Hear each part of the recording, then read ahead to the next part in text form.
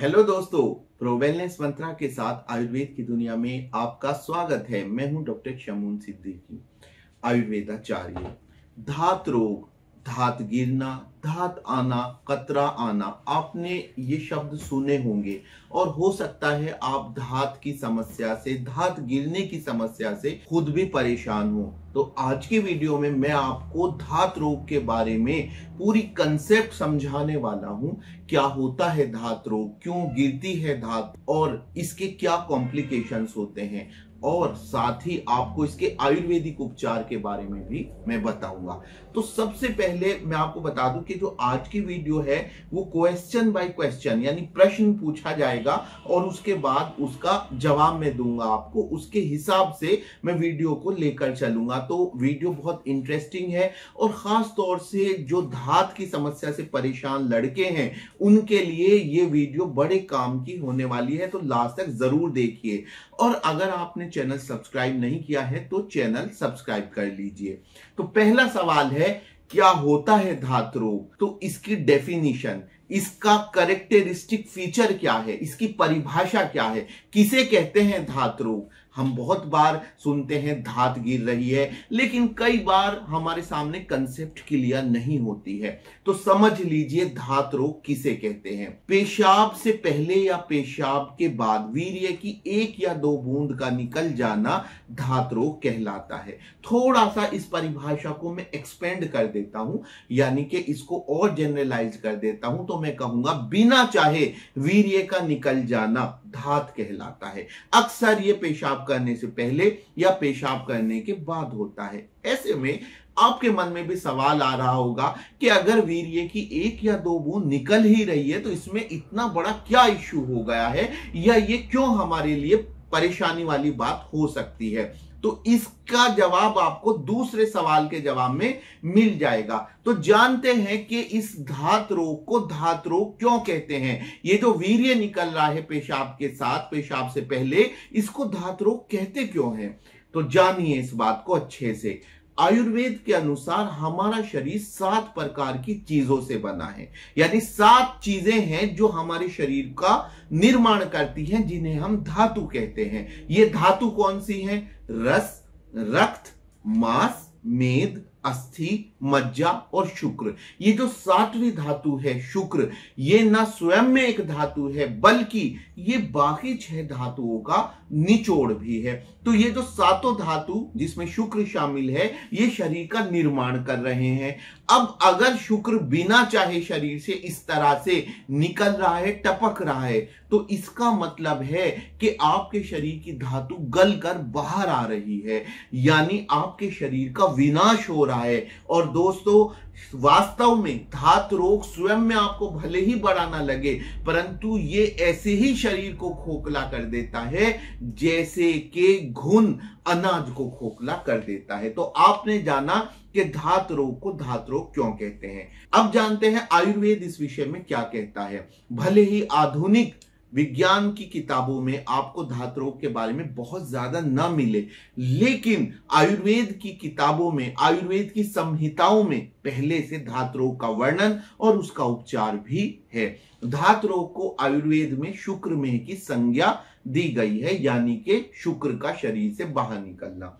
जानते हैं कि इसके क्या कारण हो सकते हैं। तो सवाल है कि धात रोग किस वजह से हो सकता है।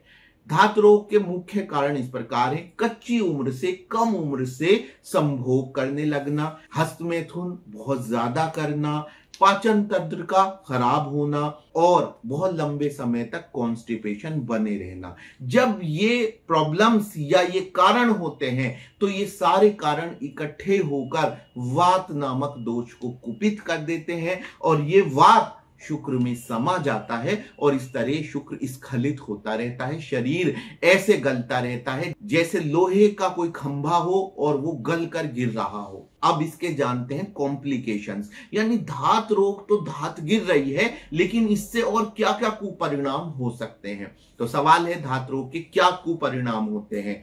सबसे पहला परिणाम यह होता है कि यौन दुर्बलता आ जाती है। दूसरा दुष्परिणाम यह होता है कि आपकी याददाश्त यानी स्मरण शक्ति कमजोर होने लगती है।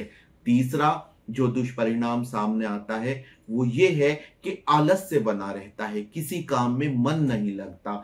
चौथा, डिप्रेशन हो जाता है, अवसाद हो जाता है। इसके अलावा और बहुत सारे इसके कॉम्प्लिकेशंस हो सकते हैं, जैसे हाथों पैरों का कांपना, खासतौर से हाथों का कांपना, इस प्रकार के कॉम्प्लिकेशन। अंत स्थिति ये होती है अगर समय रहते इसका उपचार न किया जाए कि व्यक्ति नाम मात्र का ही जीवित रह जाता है। इसलिए समय रहते शुक्र में यानी धात रोग के इलाज की जरूरत है। धात रोग को इंग्लिश में स्पर्मेटोरिया कहते हैं। चाहे शुक्र में शब्द हो, चाहे स्पर्मेटोरिया शब्द हो और चाहे धात शब्द हो, इन सब का एक ही अर्थ है।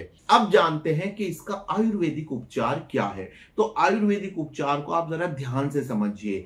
मैं आपको इसमें बहुत लंबा चौड़ा उपचार ना बता के इसको कैटेगरी वाइज उपचार बताऊंगा। अगर आपको धात रोग की समस्या शुरू हुई है या बहुत छोटे स्तर पर है तो आप सिंगल हर्ब से भी धात रोग का उपचार कर सकते हैं। कैसे?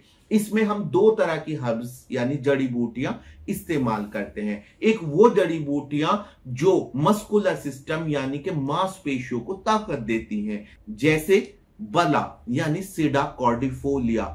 इसके बीज बड़े ताकतवर होते हैं और मस्कुलर सिस्टम को ताकतवर बनाते हैं। दूसरे गिलोय टिनोस्पोरा कॉर्डिफोलिया, तीसरे मुलहटी, चौथे शतावरी। इस तरह से ये जो जड़ी बूटियां हैं इनका सेवन करने से आपकी मांसपेशियां मजबूत होती हैं। दूसरे वो जड़ी बूटियों का सेवन आप कर सकते हैं जो आपके नर्वस सिस्टम यानी कि जो आपका तंत्रिका तंत्र है उसको मजबूत बनाती हैं, जैसे शंख पुष्पी, अश्वगंधा, ब्राह्मी, मंडूकपर्णी।